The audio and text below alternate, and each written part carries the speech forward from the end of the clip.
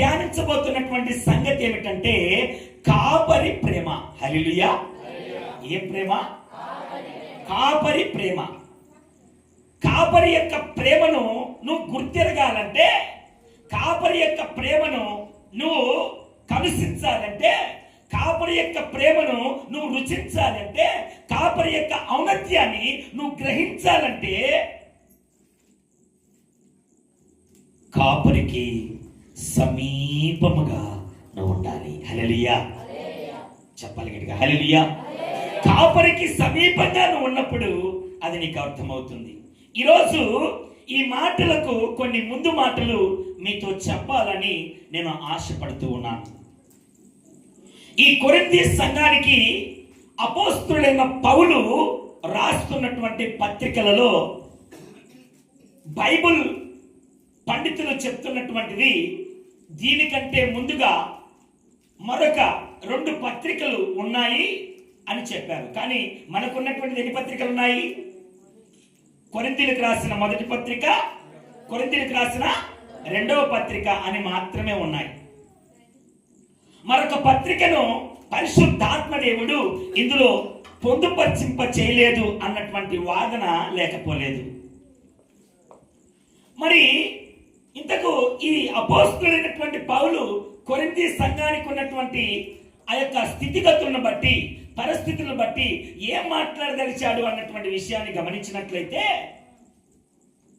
అపోస్తలుడైన పౌలు యొక్క పరిచర్య ఏంటిదంటే వెళ్ళటము, మెట్టలుగా, దిబ్బలుగా, గచ్చ పొదలతో, ముండ్ల పొదలతో ఉన్నటువంటి ఆ భూమిని సదును చేయటము, అందులో వాక్యము అన్నటువంటి విత్తనాలు విత్తటము, దేవుని యొక్క మహాకృపను అందులో పొందుపరిచిన తర్వాత అందులో ఒక నాయకుడిని తయారు చేసి అందులో ఉంచి వెళ్ళటము ఆయన యొక్క పని ఉన్నది. హల్లెలూయా.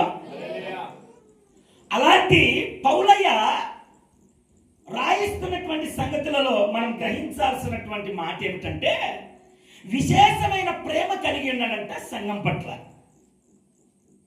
ఆ వచనంలో తన యొక్క బాధనంతటిని కూడా వెళ్ళబుస్తూ చెప్తున్నాడు. ఏమంటున్నాడు? చదవండి మాట. మీకు దుఃఖము కలగవాలని కాదు గాని, మిమ్మల్ని బాధ పెట్టాలని కాదు ఈ మాట నేను చెప్పేది. మిమ్మల్ని కలవరానికి గురి చేయాలని కాదు, మిమ్మల్ని శపించాలని కాదు. అంటే ఎప్పుడు సేవకుడు అలాంటి దృక్పథం, అలాంటి ఆలోచన చేస్తాడు? వాస్తవానికి ఇక్కడ జరుగుతున్న సంగతి ఏంటంటే, పౌలయ్య ఆ సంఘాన్ని నిర్మించి వెళ్ళిన తర్వాత అబద్ధపు బోధకులు వచ్చారు ఆ ప్రాంతంలోనికి. అందుకే యేసుక్రీస్తు ప్రభుల వారు ఒక మాట రాయిస్తున్నాడు, నేను మీ దగ్గర ఉన్నదానికంటే లేనప్పుడే మిమ్మల్ని మీ రక్షణను మీరు కాపాడుకోవాలని చెప్తున్నాడు. అవునంటారా కాదంటారా? అలాగా పౌలయ్య లేనటువంటి సమయంలో అక్కడికి కొంతమంది అబద్ధపు ప్రవక్తలు వచ్చారు. ఇలా దేని మీదనైతే సంఘాన్ని కట్టి, దేని మీదనైతే పునాదిని స్థిరపరచాలనుకున్నాడో వాళ్ళు దానికి విభిన్నంగా బోధిస్తూ ఉన్నారు. హల్లెలూయా. చెప్పగలిగి హల్లెలూయా.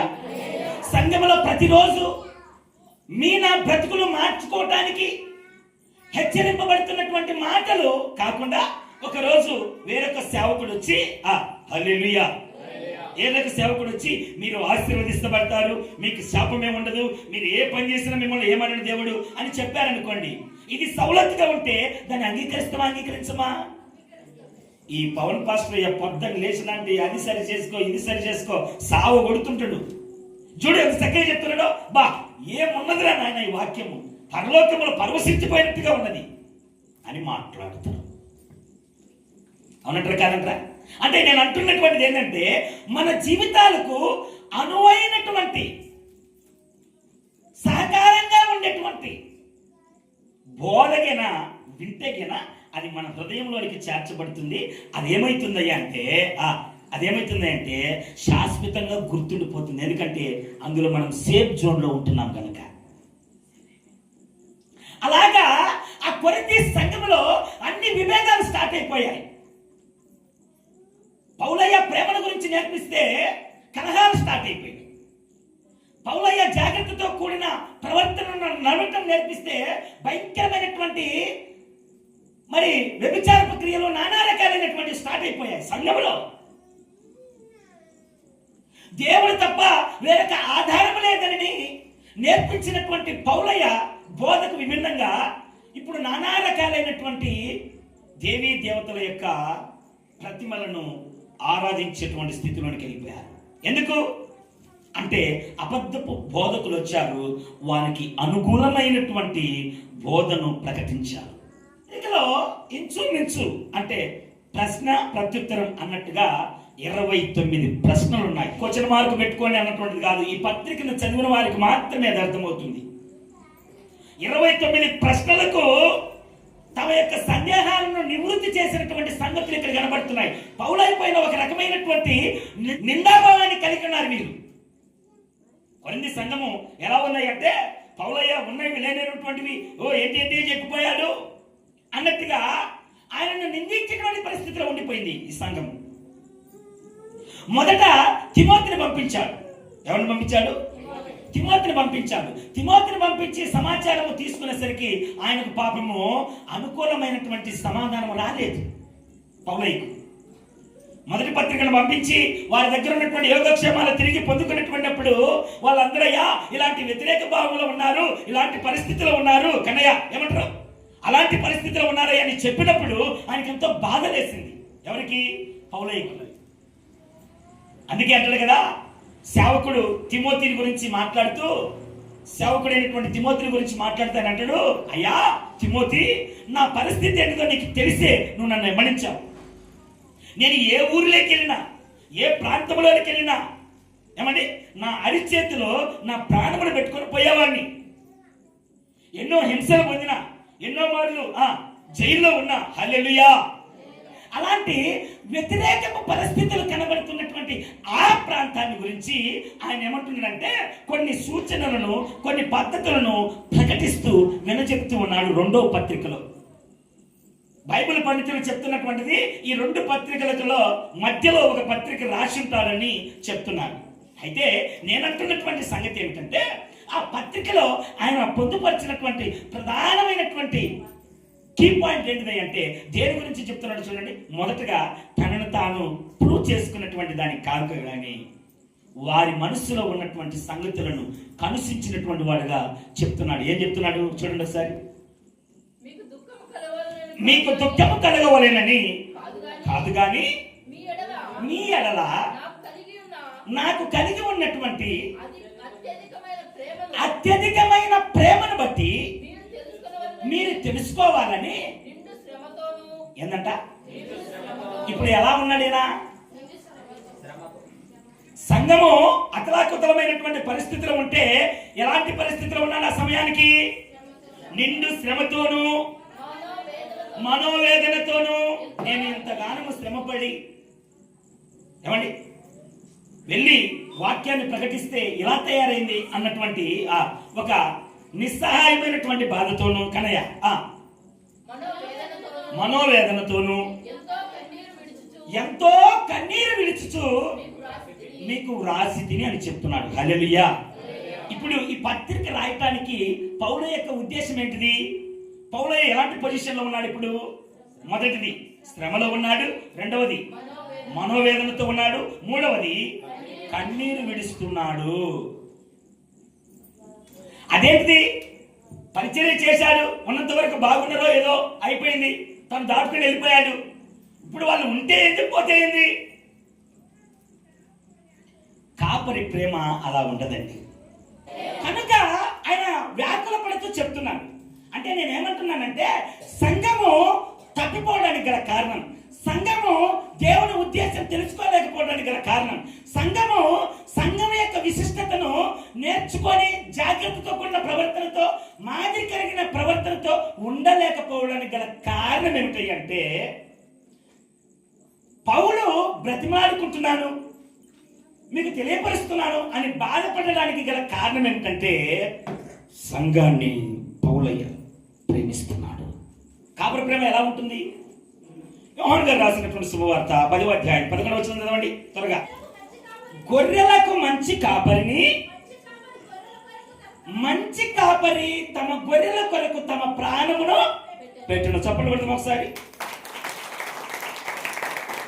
అయ్యా వింటున్నావా? మంచి కాపరి తన గొర్రెల కొరకు తన ప్రాణమును పెట్టును.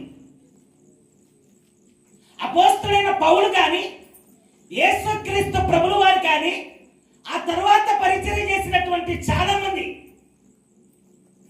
మోసే ఇశ్రాయేలు ప్రజలను రే వీళ్ళు తప్పిదం చేస్తున్నారు చంపేస్తారు అంటే అడ్డపడిండు. అడ్డం పోతే నాకు కూడా సంపద పోగుతాయని తెలీదా? తెలుసు ఆయనకు. అయినా సరే దేవునికి కూడా ఎదురొట్టాడు. అయ్యా యాడ్ నుంచో ఐగుప్తు దేశంలో నుంచి తీసుకొని వచ్చి ఈడ పడేసి చచ్చిపోయేటట్టు చేస్తావయ్యా అని అడ్డుపడుతున్నాడు. మంచి కాపరి తమ గొర్రెల కొరకు ప్రాణం పెడతాడు. ఇప్పుడు అపొస్తలుడైన పౌలు అంత బాధపడి అంత చేయడానికి గల కారణం ఏంటంటే సంఘాన్ని ఆయన ప్రేమిస్తున్నాడు. కానీ సంఘం ఏం చేస్తుంది? ఆయన దూషిస్తుంది, వ్యతిరేకిస్తుంది, అనేకమైనటువంటి నిందలు వేస్తుంది. అబ్బా దేవునికి మహిమ కలుగును గాక. వింటున్నారా? సంఘం ఏం చేస్తుంది? పౌలును నిందిస్తుంది. పౌలు ఏం చేస్తున్నాడు? ప్రేమిస్తున్నాడు. అందుకనే విశేషమైనటువంటి శోధనతో, బాధతో, బలహీనతతో, ఏడుస్తూ, కన్నీరు గారుస్తూ నేను మీ మాటలు మీకు చెప్తున్నాను. ఎందుకు? మిమ్మల్ని బాధ పెట్టాలని కాదు. దేనికోసము? నేను మిమ్మల్ని ప్రేమిస్తున్నాను కనుక. మొదట మోసే దగ్గర కూడా మనం చూసినప్పుడు ఇశ్రాయేలు ప్రజలను తను ప్రేమిస్తున్నాడు కనుక, కాపరిగా ఉంటున్నాడు కనుక, తండ్రి అయినటువంటి దేవుడు వాళ్ళు చేస్తున్నటువంటి పనిని తాళలేక చంపేస్తానంటే ఏమన్నాడు? అయ్యా నా ముఖమన్న చూడయ్యా అన్నట్టుగా అడ్డుపడుతున్నాడు. అక్కడ మంచి కాపరి అన్నటువంటి వ్యక్తి గొర్రెల కోసం తన ప్రాణమును అర్పిస్తాడు. మరి మంచి గొర్రె ఏం చేయాలి? తన సేవకుణ్ణి నిందించాలి. అంతేనా? పత్రిక 5వ అధ్యాయము 8వ వచనం చదువుకున్నట్లయితే అక్కడ చక్కగా ఆయన మాట్లాడిస్తే ఏం చెప్తున్నాడంటే,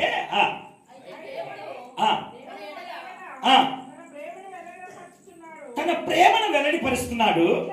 ఎట్లనగా మనందరము పాపులమై ఉండగానే క్రీస్తు మన కొరకు చనిపోయెను. చెప్పకూడదాం ఒకసారి? మంచి కాపరి తన ప్రేమను ఎలాగ వ్యక్తపరిచాడు? మొదటేమో ప్రాణం పెడతానని చెప్పాడు. ఇప్పుడు ఏమంటున్నాడు? ప్రాణమును పెట్టిండు. మంచి కాపరి, గుర్తుపెట్టుకోండి, మంచి కాపరి తన యొక్క గొర్రెల పట్ల త్యాగపూరితంగా ఉంటే అది నిజమైన ప్రేమ. హల్లెలూయా. తండ్రి అయిన దేవుడు మనల్ని ప్రేమిస్తున్నాడు కనుక తనకు చాలా ఇష్టమైన, ఎంత ఇష్టము? చాలా ఇష్టమైన. ఎలా చెప్తున్నామయ్యా అంత ఇష్టం అంటే, యేసు ప్రభుల వారు బాప్తిసం తీసుకొని ఒడ్డుపైకి రాగానే ఏమన్నాడు? ఈయన నా ప్రియ కుమారుడు, ఈయన యందు నేను ఆనందిస్తున్నాను. దేవుని యొక్క ఆనందము ఎవరి మీద నిలిచింది? యేసుక్రీస్తు ద్వారా. అలాంటి కుమారుణ్ణి నిన్ను నన్ను ప్రేమిస్తున్నాడు కనుక, నీవు నేను తన గొర్రెలం గనుక ఆయన మన పక్షమున ఏం చేస్తున్నాడు? తన ప్రాణమును పెట్టాడు. మంచి కాపరిని గుర్తించాలంటే మొదటగా మనం గ్రహించాల్సింది ఏంటి? గొర్రెల కొరకు తన ప్రాణమును పెట్టాలి. అంటే త్యాగం ఉండాలి. తన ప్రాణమును త్యాగం చేసేసింది యేసుక్రీస్తు ప్రభుల వారు. ప్రేమ కనిపించాలంటే మొదటి పెట్టింది త్యాగము అన్నమాట. కీర్తనల గ్రంథము 23వ అధ్యాయము మొదటి 3 వచనాలు చదువుకున్నట్లయితే, యెహోవా నా కాపరి, నాకు లేమి కలగదు, పచ్చిక గల చోట్ల ఆయన నన్ను పరుండ చేయుచున్నాడు, శాంతికరమైన జలముల యొద్ద. హల్లెలూయా. ఇక్కడ ఏం కనపడుతుంది? ఇక్కడ గుర్తించినటువంటి నా సేవకుడు నా కోసం ప్రాణం పెట్టేటువంటి వాడు, నా కాపరి నా కోసం ప్రాణత్యాగం చేసినటువంటి వాడు యేసుక్రీస్తు ప్రభుల వారు అని గ్రహించినటువంటి వ్యక్తి ఏమంటున్నాడు? యెహోవా నా కాపరి, నాకు లేమి కలగదు. వింటున్నారా? యెహోవా నా కాపరి, నాకు లేమి కలుగదు అంటే యేసుక్రీస్తు ప్రభుల వారిని సొంత రక్షకుడిగా అంగీకరించున్నాను అని చెప్పి వాగ్దానపూరితంగా రక్షణ, మారు మనసు, పాపక్షమాపణ పొందినటువంటి నీవు యేసు ప్రభుల వారిని ప్రేమిస్తున్నాను అని చెప్పాలంటే ఏం చెప్పాలి? మొదటిది త్యాగపూరితమైనటువంటిది కనపడాలి, ప్రేమను వ్యక్తపరచాలంటే. రెండవది ధైర్యంగా చెప్పగలగాలి. ఏమని? యెహోవా నా కాపరి, నాకు లేమి లేదు, పచ్చిక గల చోట్ల ఆయన నన్ను పరుండ చేస్తున్నాడు, శాంతికరమైన జలముల యొద్ద నన్ను నడిపించుచున్నాడు, నా ప్రాణమును ఆయన సేద తీర్చుచున్నాడు. ఏందంట? ఆ మాటని కరెక్ట్ చదవండి. తన నామమును బట్టి ఏ మార్గములో? అమ్మా లాస్ట్ నిలబడుతుందా? ఏ మార్గములో? నీతి మార్గములో నన్ను నడిపించుచున్నాడు. చెప్పండి కదా ఒకసారి. లూకా శుభవార్త 15వ అధ్యాయము 4వ వచనం నుంచి ఇంచుమించు ఒక 7వ వచనం వరకు చదవండి. అక్కడ కొన్ని మాటలు కనబడుతున్నాయి. 100 గొర్రెలు కలిగి ఉంటే వాటిలో ఒకవేళ ఒకటి తప్పిపోయింది అనుకోండి, అతడు 99ని అడవిలో వదిలిపెట్టి తప్పిపోయినటువంటిది దొరుకు వరకు వాటిని వెదక వెళ్ళడా. చెప్పకూడదు ఒకసారి చెప్పకూడదు గట్టిగా.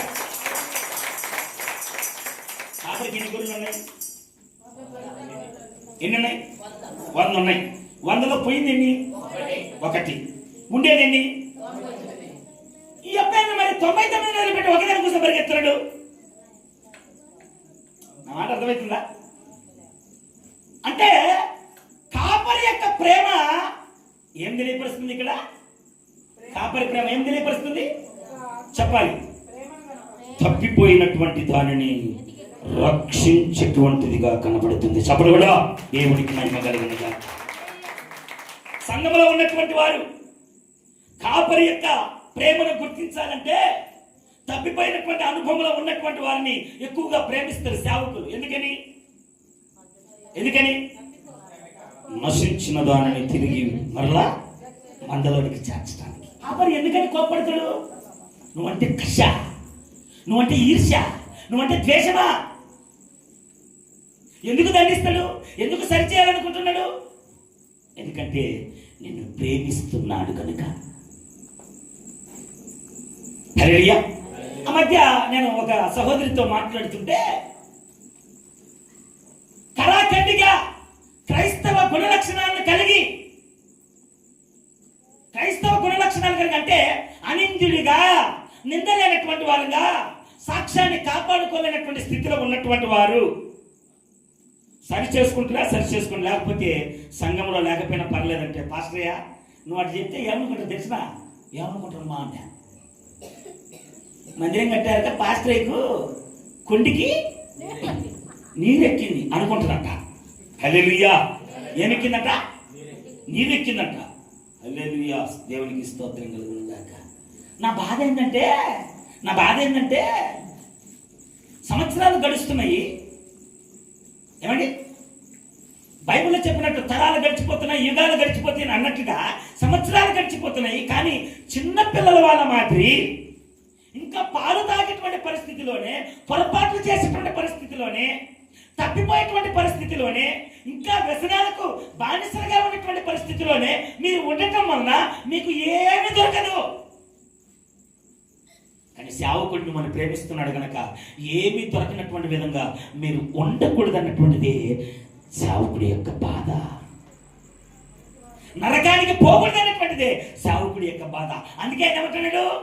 మనను 99 వదిలిపెట్టి ఒక్కదాని కోసం పోతున్నాడు. దేవునికి స్తోత్రం కలుగును గాక. ఒకవేళ ఆ ఒక్కదాని పరిస్థితిలో నువ్వు ఉన్నావేమో చూసుకో. ఆ ఒక్కడి పరిస్థితిలో నువ్వు ఉన్నావేమో చూసుకో. నా ప్రభు నిన్ను ప్రేమిస్తున్నాడు.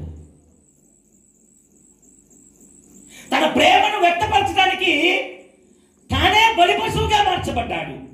తన ప్రేమను వ్యక్తపరచడానికి తానే నీకు ఒక మార్గదర్శకుడిగా నిలబడ్డాడు. తన ప్రేమను వ్యక్తపరచడానికి రక్షణ వలయంగా నిన్ను వెతుకుతున్నాడు. అది కాపరి ప్రేమ. కాపరి అనునిత్యము లెక్క పెట్టేవాడు. హల్లెలూయా. అనునిత్యము ఈ వచనం ద్వారా రక్షకుడు అని తెలుసుకున్నాం. అదే మాట ద్వారా ఇప్పుడు నాతో మాట్లాడుతున్నాడు. యేసు ప్రభుల వారు నిన్ను లెక్క పెట్టేవాడు. అంటే ఒకటి తప్పిపోయింది. తప్పిపోయిన సంగతి గొర్రెకి తెలుసు, అవునా కదా? ఎలా తెలుస్తుంది గొర్రెకు? అయ్యో నా చుట్టుపక్కల ఇంకా గొర్రెలు లేవే, నేను ఆడున్నాను, ఒకదాని కూడా కూత కూడా నాకు వినపడడం లేదే, ఒకటి కూడా అరవట్లేదే అని తనకి తెలిసింది. మరి కాపరి నాకు గుర్తించాడు తప్పిపోయిందని. దేవునికి మహిమ కలుగును గాక.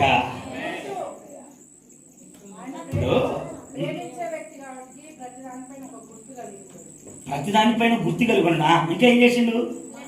నేననేది ఏంటంటే 100లో 1 కనపడింది, సగమన్న పోయింటే ఎవరే ఏంటి నమ్మందరూ రోజు కనపడుతుంది అని ఒకవేళ గమనం వచ్చి ఉంటాడంటే ఆ కథ వేరు. కానీ నేనంటున్న మాట ఏంటంటే పోయిందండి ఒకటే. ఇప్పుడు ఇలా ఇంచుమించు మీరు ఒక పిల్ల పెద్ద అందరు కలిపి ఒక 50 మంది ఉంటారు అనుకుందాం. 50 మంది ఉండరు, పైన ఉంటారు. కానీ ఈ 50 మందిలో మందంతా ఉంది అనుకోలేము కదా. నేను ఫలాని వ్యక్తి ఎందుకు రాలేదు, ఫలాని వ్యక్తి ఎందుకు రాలేదు, ఫలానా ఆయన ఎందుకు రాలేదు అని అడుగుతున్నాను కదా. అర్థమవుతుంది అన్నమాట. ఇప్పుడు పోయిందండి ఈడంటే కదా మన సంఘంలో చాలా గొర్రెలు పోయినాయి తప్పుకొని. ఓ పాపం ఇన్ని గొర్రెలు రాలేదే అని నేను గుర్తించడంలో పెద్ద లెక్కలేదు. కానీ నేనేమంటున్నానంటే యేసుక్రీస్తు ప్రభుల వారు ఉన్నటువంటిది ఎన్ని గొర్రెలు ఉన్నాయి? 100 గొర్రెలు ఉంటే తప్పిపోయిందండి ఒకటే. ఎలాగో గుర్తించాలంటున్నాను నేను. నీ ప్రతి అణువును ఆయన లెక్కిస్తున్నాడు. చెప్పడు కదా. మొదటేమో తన ప్రేమను ఏం చేశాడు? త్యాగం కనపడుతుంది. రెండో మారు నిర్దేశత్వము కనపడుతుంది. మూడో మారు రక్షణ కనపడుతుంది. నాలుగో మారు లెక్కించటము కనబడుతుంది. దేవునికి మహిమ కలుగును గాక. నీ అణువు ఆయన నిన్ను లెక్కిస్తున్నాడు. ఎలాగని తెలుసా? యెషయా గ్రంథము 49వ అధ్యాయము 15-16 వచనమంటాడు, స్త్రీ తన కన్నటువంటి చంటి బిడ్డను మర్చిపోతుందా? ఆ అమ్మాయిలో ఒకవేళ మర్చిపోతుందేమో కానీ నేను నిన్ను మరువను అని చెప్తూ కిందకు మాటలు 16 వచనం, నిన్ను చెక్కినాను, నీ ప్రాకారములు నిత్యము. హల్లెలూయా. అన్నా నీ పిల్లల్ని నీవు 8 గంటలు మర్చిపోతావు, ఆదమర్చి నిద్రపోతావు. అవునా కాదా? అవునా కాదా? సాయంత్రము 8కో 9కో పడుకుంటే తిరిగి మరలా 6 గంటల దాకా నా పిల్లలు ఉన్నారా లేదా అని చూడలేవు నువ్వు. కానీ యేసుక్రీస్తు ప్రభువు వారు అలా కాదంటండి. ఎలాగంట? నీ ప్రాకారములు అనునిత్యము, నిత్యము నిత్యము అంటే ఇంకా ఎడతెరిపి లేదు. నీ ప్రాకారములు నిత్యము నా ఎదుట ఉన్నవి.